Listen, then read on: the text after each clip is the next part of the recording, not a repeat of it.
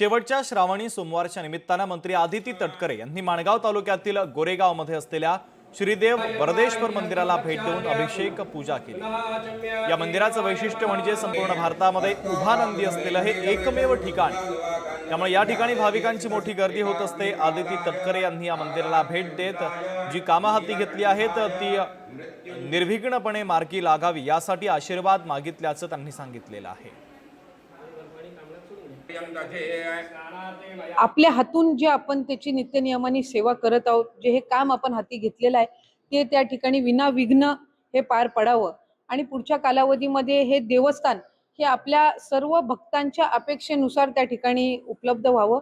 ज्या नित्यनियमाने इथं पूजा केली जाते त्या सर्वांवर त्याचे आशीर्वाद असावे।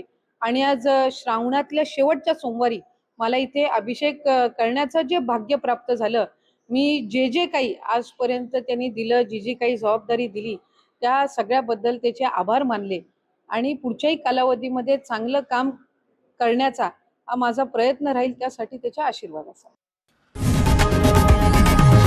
लोकशाही मराठी ऐका, पहा, जागरूक रहा।